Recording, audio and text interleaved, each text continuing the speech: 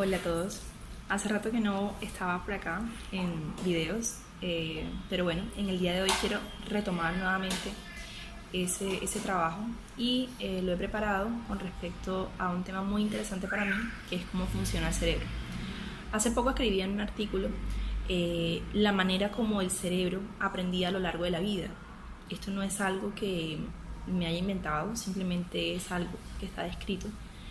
Y la primera característica y la más esencial del cerebro es la plasticidad que tiene para transformarse de acuerdo a las necesidades o a los estímulos externos que recibe.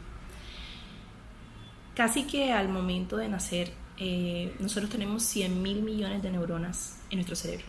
Y eso es lo que va a transcurrir con nosotros a lo largo de nuestra existencia.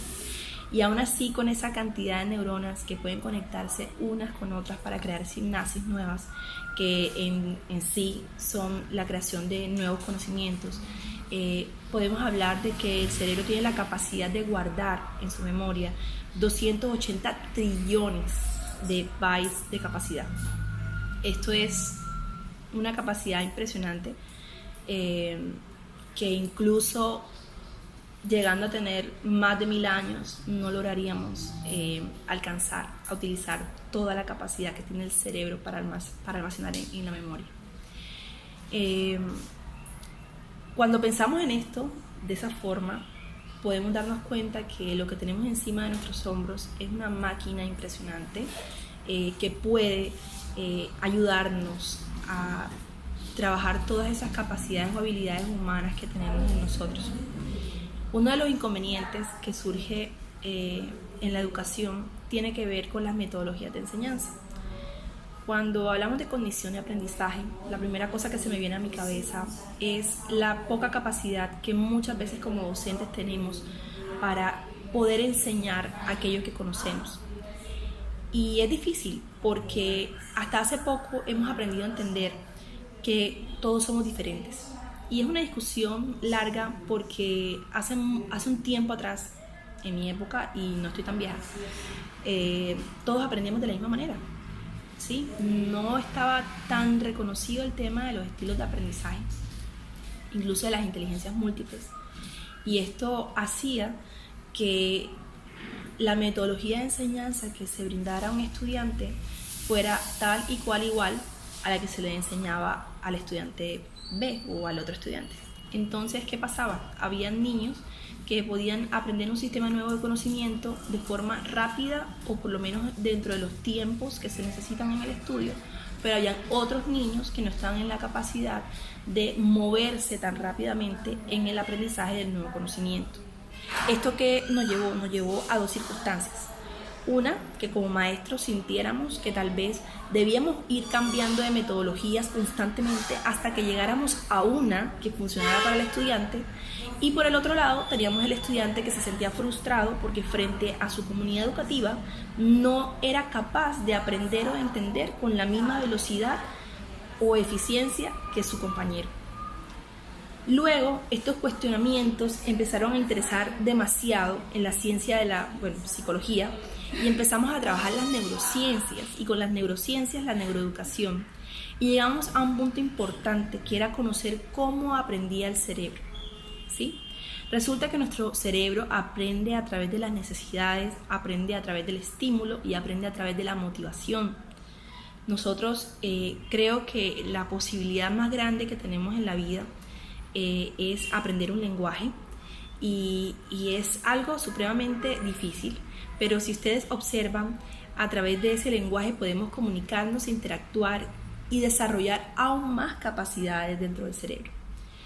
No obstante, como he mirado en muchos artículos y en muchos documentos, hay una cosa que es muy cierta, como lo es en la mayoría de cosas en nuestra vida, y es que nosotros no venimos con manual. Y el no tener un manual que nos enseñe cómo manejar nuestro cerebro hace que en muchas ocasiones fallemos o nos tome más tiempo poderlo entrenar adecuadamente para que logremos alcanzar todas esas metas u objetivos que tenemos. Hoy en día se le ha dado más apreciación al tema de cómo funciona el cerebro, y esto ha hecho que la neuroeducación y la neurociencia se encarguen de enfocarse o focalizar más cómo es el desarrollo del niño y cómo funciona el estilo de aprendizaje de cada niño.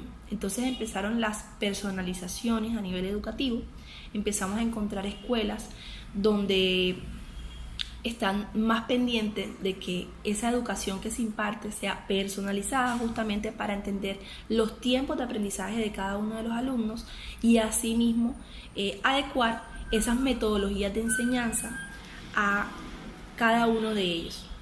¿Qué sucede? Nosotros no podemos pretender, y sería una mentira como educadores, pensar que en un espacio de 30 alumnos, generalmente, vamos a poder personalizar la enseñanza, porque no vamos a tener los tiempos suficientes para encontrar cómo individualizar según cada estilo de aprendizaje. Sin embargo, sí podemos desarrollar grupos de trabajo. Y en los grupos de trabajo podemos identificar o caracterizar cuáles son los estilos de aprendizaje de estos grupos de niños. Y así los vamos juntando. No buscando con esto digamos que estigmatizar un grupo de estudiantes, simplemente entender de qué manera más directa podemos volver eso que enseñamos en una experiencia significativa de aprendizaje.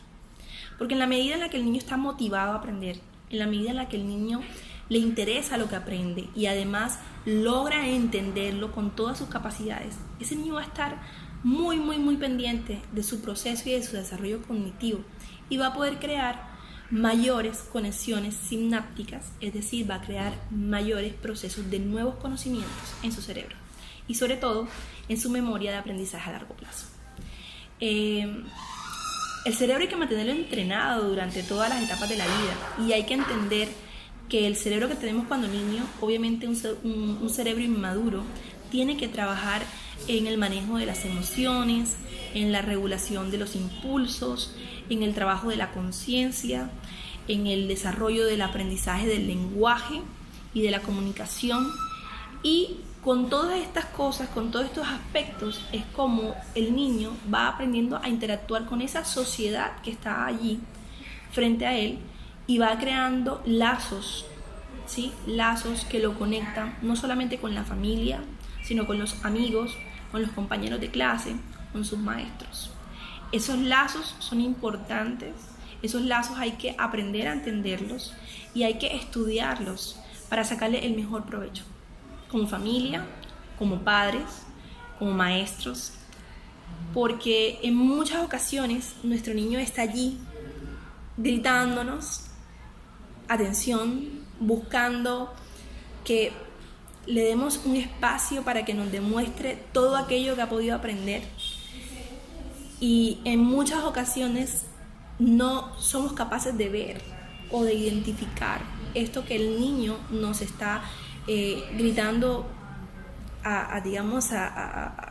con todas sus fuerzas, simplemente porque no trabajamos el tema de personalización. Es decir, en muchas ocasiones en la escuela incluso se nos dificulta aprendernos los nombres de los niños, no conocemos muchas veces los antecedentes de su vida familiar, y todo eso es importante entenderlo, porque tal vez llega un niño al salón de clases que no quiere trabajar, que está triste, que está callado, que rompe un cuaderno, y no llegamos a entender la profundidad de eso que está pasando con él y simplemente vamos y llevamos esto al castigo o a la reprensión, pero sin entender qué es lo que pasa con este niño, por qué hoy amaneció sintiéndose así, por qué hoy se sintió capaz de dañar algo o de ocultar un sentimiento o de mostrar una cara de tristeza. Cuando nosotros empezamos a entender esa sensibilización emocional de nuestros niños como maestros o incluso como padres, más importante aún, nosotros empezamos a darle relevancia a la educación, porque de esta manera nosotros podemos brindar no solamente la educación de un nuevo conocimiento, sino la educación para la vida. Aprender cómo funciona el cerebro es una tarea importantísima, no solamente para nosotros como maestros, y no crean que es tarea difícil, tampoco es tarea sencilla, pero es esencial a la hora de querer entender por qué las personas son como son, y de esa manera tal vez abrir nuestros horizontes hacia la comprensión de las diferencias, hacia el manejo o el mejor manejo de un sistema educativo, y además a la aplicación de mejores, o incluso la palabra no sería mejores, de metodologías más eficientes o eficaces frente al comportamiento o la conducta de cada uno de nuestros niños.